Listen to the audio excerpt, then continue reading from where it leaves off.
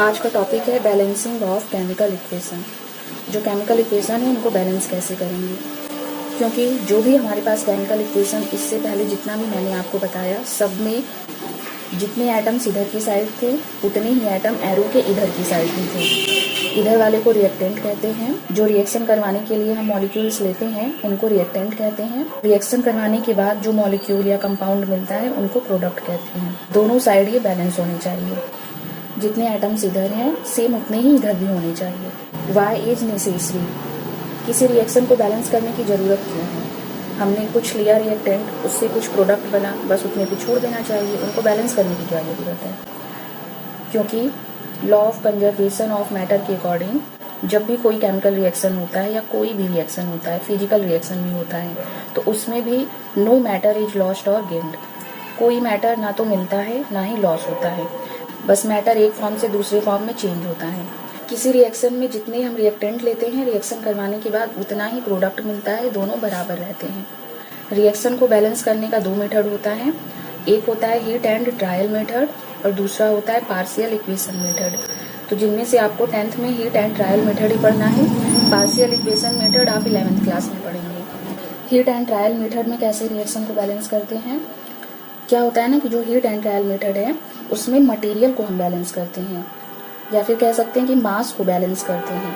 उसमें रिएक्शन आपको दिया रहेगा।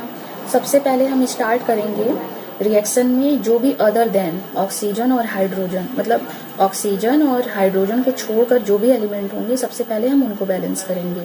उसके बाद फिर हम ऑक्सीजन को बैलेंस करेंगे, फिर उसके बाद सबसे लास्ट में हम हाइड्रोजन को बैलेंस करेंगे, तब जाकर रिएक्शन बैलेंस होगा। अभी मैं आपको बता रही हूँ तो समझ में नहीं आ रहा होगा ना, अभी मैं करके दिखाती हूँ, सब समझ में आएगा। और जो पार्शियल मेथड होता है, दूसरा मेथड, इसमें क्या किया जाता है कि कोई एक रिएक्शन होता है, बहुत लंबा चौड़ा लेंदी सा रिएक्शन होता है, उसको दो छोटे छोटे रिएक्शन में ब्रेक कर दिया जाता है, फिर दोनों को अलग अलग बैलेंस किया जाता है, फिर दोनों को प्लस कर दिया जाता है। ये बिल्कुल ऐसे हो सकता है जैसे आप मैथ्स में इक्वेशन को सॉल्व करते हैं। यहाँ मैंने एक एग्जाम्पल लिखा है जिसमें है मीथेन CH4 जो कि गैस फॉर्म में है, ऑक्सीजन ये भी गैस के फॉर्म में है, CO2 ये भी गैस के फॉर्म में है, H2O ये लिक्विड के फॉर्म में है। पहले चेक करिए कि ये बैलेंस है कि नहीं। इधर कार्बन 1 है, इधर 1 है, हाइड्रोजन इधर 4 है, इधर 2 है, ऑक्सीजन इधर 2 है और इधर 2 और 1 3 है। नहीं बैलेंस है, बस कार्बन बैलेंस है, ना तो हाइड्रोजन बैलेंस है ना ही ऑक्सीजन बैलेंस है। तो अभी इसको बैलेंस करने से पहले कुछ फॉर्मेलिटी कर लेते हैं जो मैंने यहाँ लिख लिया है। पहले आपको 3 कॉलम बनाना होगा, जिसमें एक एलिमेंट का कॉलम होगा, दूसरा कॉलम होगा number of atoms on the, मतलब रिएक्टेंट की साइड और प्रोडक्ट की साइड। जो जो नंबर ऑफ एटम्स हैं उनको लिखने के लिए ऐसे कॉलम हम बना लेंगे। एक लेफ्ट का होगा और एक राइट का होगा, लेफ्ट वाला रिएक्टेंट का, राइट वाला प्रोडक्ट का। कार्बन 1 है, कार्बन 1 है। यही मैंने बताया कि सबसे पहले आपको ऑक्सीजन और हाइड्रोजन के अलावा जो है उनको बैलेंस करना है। तो कार्बन बैलेंस है, ऑक्सीजन है इधर 3 और इधर है 2। मैं क्या करती हूँ, यहाँ 2 लिख देती हूँ। आप पेंसिल से इधर उधर लिख के थोड़ा अपना दिमाग लगा सकते हैं। इधर लिख के फिर उसको इरेज करके स्टार्टिंग में ऐसे कर सकते हैं। सही तरीका है ये बैलेंसिंग सीखने का। यहाँ मैंने लिख दिया तो ऑक्सीजन यहाँ 2 हो गया, यहाँ भी, यहाँ अगर मैंने 2 लिख दिया तो हाइड्रोजन में भी 2 से मल्टीप्लाई होगा, ऑक्सीजन में भी होगा। कुछ भी हम इसमें अगल बगल 1 2 प्लस माइनस नहीं करते हैं, हम सिर्फ नंबर को ही मल्टीप्लाई करते हैं बस। ऑक्सीजन 2 और ये 2 4 हो गया। अब इधर का डिसबैलेंस हो गया तो यहाँ मैं 2 से मल्टीप्लाई कर दे रही हूँ, तो 2 2 जा 4। इधर भी 2 और ये ऑक्सीजन यहाँ 2 से मल्टीप्लाई होगा तो 2 इधर 2 उधर 4 हो गया। अब हाइड्रोजन को बैलेंस करते हैं। हाइड्रोजन है इधर 2 2 जा 4 और इधर भी हो गया 4, बैलेंस हो गया। अब इसको लिखते कैसे हैं, बस यहाँ पर रिएक्टेंट की साइड जितना कार्बन हाइड्रोजन ऑक्सीजन है इधर लिख दीजिए, प्रोडक्ट की साइड जितना है इधर लिख दीजिए, तो बैलेंस हो ही गया है रिएक्शन। या अगर मैं पहले वाला लिखूं ना, आप पेंसिल से पहले वाला लिखिएगा, फिर बाद में उसको बैलेंस होने की बात करिएगा। पहले कितना था, कार्बन 1 था, हाइड्रोजन 4 था और ऑक्सीजन 2 था। बाद में पहले प्रोडक्ट की साइड कितना कार्बन था 1 और ऑक्सीजन कितना था 3 और हाइड्रोजन कितना था 2। बाद में फिर जो हमने किया बैलेंसिंग उसके बाद अब लिखते हैं। यहाँ पर ऑक्सीजन ही देखिए चेंज हुआ है रिएक्टेंट की साइड, 2 से मल्टीप्लाई किया तो आप भी कर दीजिए 2 से मल्टीप्लाई, ये हो गया 4। यहाँ मैंने ये गलत लिख दिया, हाइड्रोजन 2 था और ऑक्सीजन 3 था। तो अब करते हैं, कार्बन तो पहले से बैलेंस है, हाइड्रोजन में 2 से मल्टीप्लाई हुआ तो ये 4 हो गया, और ऑक्सीजन में यहाँ पर इसको 4 करना है तो हम +1 कर देंगे, 4 हो गया। या फिर इसको ना लिख के डायरेक्ट आप 4 लिख सकते हैं, या तो इस तरह करिए, या तो रिएक्शन को पहले बैलेंस कर लीजिए फिर जितना जितना है लिख दीजिए। यहाँ पर 3 + 1 ऐसे ना लिख के अच्छा रहेगा अगर हम इस तरह लिखें, क्योंकि इधर प्रोडक्ट की साइड यहाँ 2 ऑक्सीजन है, यहाँ मैंने 2 से मल्टीप्लाई किया तो यहाँ भी 2 हो गया, तो हम 2 + 2 ऐसे लिखेंगे 4, तो वो ज्यादा सही लगेगा देखने में। तो यहाँ मैं इसको 2 + 2 4 ऐसे लिख देती हूँ। या फिर ये वाला काम मल्टीप्लाई प्लस ये अगर आपको नहीं समझ आ रहा है तो मत करिए, बस डायरेक्ट बैलेंस करने पर जितना जितना है वहां लिख के आप उसको दिखा दीजिए। ऐसे इसको मत लिखिए सिर्फ 4, यहाँ पे ये मत लिखिए सिर्फ 4, यहाँ पर ये मत लिखिए सिर्फ 4। आपको फाइनल दिखाना है कि कितना दोनों साइड बैलेंस है।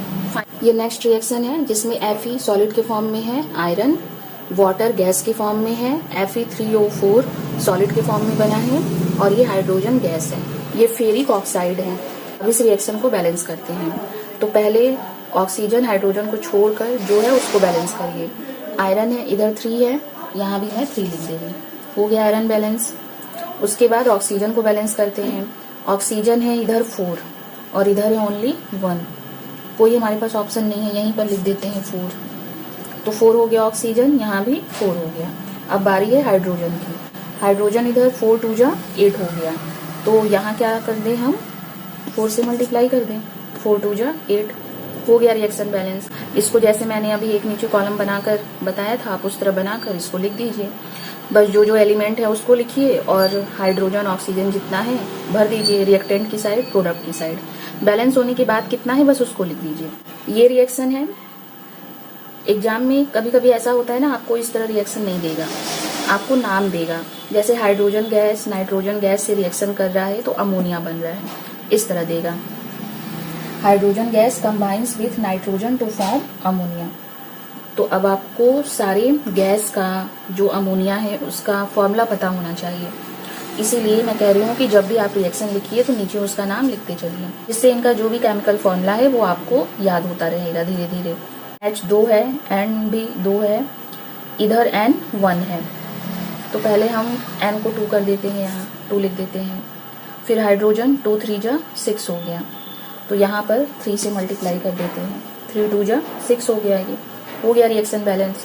इसको भी आप कॉलम बना के लिख दीजिए अगर लिखना है तो, 2-3 लिखकर प्रैक्टिस कर लीजिए बस। उसके बाद फिर ऐसे सिंपल करिए। अपने स्कूल में कोई टेस्ट दीजिएगा या फिर एग्जाम में उसको लिख दीजिए। इस रिएक्शन को ऐसे बोल रहा है कि hydrogen sulphide gas burns in air to give water and sulphur dioxide. अब हाइड्रोजन सल्फाइड का क्या फॉर्मूला है ये पता रहेगा तब आप लिखेंगे H2S। एयर के लिए ऑक्सीजन ही लिखा जाता है। मिल रहा है आपको सल्फर डाइऑक्साइड तो SO2 और वाटर H2O, ऐसे पूरा लिख के देगा आपको, उसका पूरा ये इक्वेशन बनाना पड़ेगा। अब इसको बैलेंस करिए। ऑक्सीजन हाइड्रोजन को छोड़कर पहले हम सल्फर को बैलेंस करते हैं, तो सल्फर इधर 1 है इधर भी 1 है, बैलेंस है ये। अब ऑक्सीजन की बारी। ऑक्सीजन इधर 2 है और इधर 2 और 1 3 है, तो हम इवन नंबर में ही बैलेंस करते हैं, ऑड नंबर में नहीं होगा बैलेंस, इवन नंबर। तो यहाँ पर 1 है तो हम यहाँ अगर 2 कर दें तो इधर 2 और इधर 2 4 हो गया, क्योंकि हम मल्टीप्लाई करते हैं 2 और ये 2 4 हो गया, तो यहाँ पे 2 से हम मल्टीप्लाई कर दें, 2 × 2 = 4 हो गया। अब हाइड्रोजन को बैलेंस करते हैं।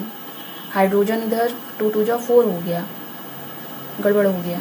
हाइड्रोजन इधर 2 है, अगर यहाँ 2 लिखेंगे तो सल्फर भी 2 होगा, फिर ऑक्सीजन गड़बड़ होगा, ऐसे फंसता है बैलेंसिंग। 1-2 सिंपल देगा उसके बाद फिर फंसेगा। इसको इरेज करके इस पर दूसरी तरह से दिमाग लगाना होगा। मैंने भी इसको सिंपल ही समझ लिया। पहले सल्फर को बैलेंस करना है, सल्फर तो बैलेंस दिया हुआ है। उसके बाद ऑक्सीजन को बैलेंस करना है, वो किया मैंने पर काम नहीं किया क्योंकि हाइड्रोजन का काम यहाँ बिगड़ गया। तो अब क्या करें, सल्फर को डिस्टर्ब करेंगे फिर ना। जब यहाँ मैंने 2 किया तो हाइड्रोजन गड़बड़ हो गया, तो फिर सल्फर डिस्टर्ब होगा तो वहाँ भी करना होगा। तो लिख देते हैं, यहाँ 2 लिख देते हैं, यहाँ भी हमें 2 लिखना होगा। इसीलिए आप पेंसिल से करिएगा, ताकि इरेज कर करके बाद में फिर आप उसको सही कर लीजिए। सल्फर 2 हो गया, यहाँ 2 लिख देते हैं। बैलेंस पहले सल्फर को ही करेंगे। फिर उसके बाद हाइड्रोजन तो 4 हो गया, ऑक्सीजन को कर देते हैं। 2 2 जा 4 और 2 6 हो गया, यहाँ 3 से मल्टीप्लाई कर देते हैं। अब है ये बैलेंस। हाइड्रोजन इधर 2 2 जा 4 है, यहाँ भी 4 है। सल्फर इधर 2 है, इधर भी 2 हो गया। ऑक्सीजन 2 2 जा 4 और 2 6, यहाँ भी 6 हो गया बैलेंस। आप अभी इतने इक्वेशन को बैलेंस करिए, उसकी प्रैक्टिस करिए अच्छे से। इसके बाद का जो बचा हुआ है मैं नेक्स्ट वीडियो में बता दूंगी आपको।